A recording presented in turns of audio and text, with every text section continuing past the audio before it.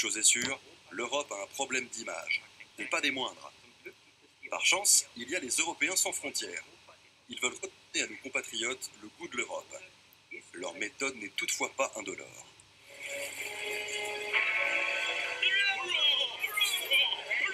The SOS came from this area. If you can't beat them, eat them. As Bismarck said, in a game of three, you have to be one of the two. Sans humour, difficile de supporter l'état actuel de l'Europe. C'est l'avis de Nicolas Vado et de Philippe Caillat, un duo d'artistes qui croquent l'Europe au crayon avec une bonne dose de sarcasme. Et le problème, c'est qu'on a l'impression qu'il n'y a pas de débat sur l'Europe, c'est-à-dire qu'on a les europhobes d'un côté, et puis vous avez les eurocrates, c'est-à-dire les institutions européennes qui sont dans leur tour d'ivoire, et ça, c'est une catastrophe. Avec leur caricature, ils veulent jeter un pont entre les deux camps. Ils illustrent à l'encre de Chine tout ce sur quoi l'élite politique ne parvient plus depuis longtemps à communiquer. Ils puisent leur inspiration dans la vie quotidienne des institutions bruxelloises. Je dirais qu'au départ, j'ai eu l'idée de faire quelque chose sur le Brexit, parce que commencer à en parler, c'était quand Cameron a décidé le référendum, donc le sujet était sur la table, et j'avais envie de faire quelque chose pour empêcher le Brexit, à vrai dire. Donc ça voulait être un avertissement. Ça a été tout sauf facile de mettre cette histoire en images. Il a fallu des heures pour mettre au point les premières vignettes. Les idées ne manquaient pas, mais une seule se prêtait véritablement à l'illustration.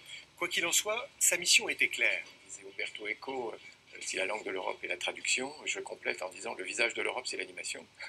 Et puis ça permet de caricaturer les hommes politiques européens qu'on ne peut évidemment pas avoir dans la vie réelle.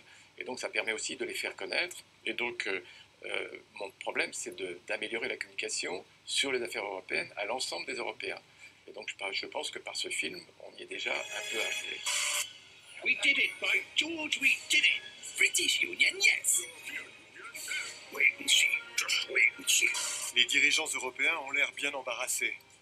Pour Philippe et Nicolas, il est primordial de porter un regard satirique sur la scène politique. C'est ici que leurs créations prennent vie, chez Amopix, un studio d'animation situé à Strasbourg. Le travail de Marion consiste à réaliser de petits films à partir de leurs idées et de leurs dessins. C'est la magie de l'illusion visuelle, pouvoir en quelques images, une suite d'images, pouvoir donner du vivant aux choses.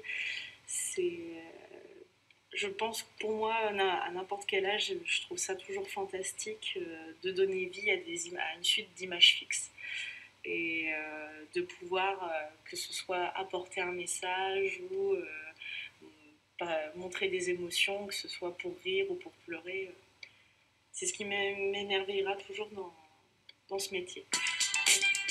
Marion considère avec inquiétude l'évolution de l'Europe, mais pour elle, le positif l'emporte sur le négatif. J'aime l'idée de l'Europe sans frontières, tout simplement parce que c'est agréable de se dire que je peux passer d'un pays à un autre pour visiter, pour voir du pays. Et je n'ai pas de questions à me poser sur comment passer, est-ce qu'il faut préparer des papiers. Cette liberté sans frontières, c'est aussi ce que son collègue Mathieu apprécie particulièrement dans le concept européen. L'Union est importante et doit le rester. Il n'imagine pas une vie sans Europe. Personnellement, oui. Effectivement, moi, c'est vrai que ça m'intéresse de pouvoir, voyageant beaucoup, circuler de pays en pays à travers l'Europe, qu'on visite très fréquemment.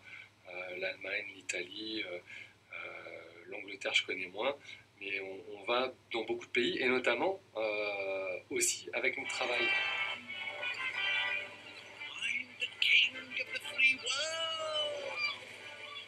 Le Brexit semble inéluctable.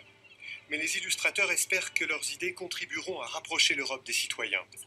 Un objectif qui leur semble plus facile à atteindre avec une bonne dose d'humour.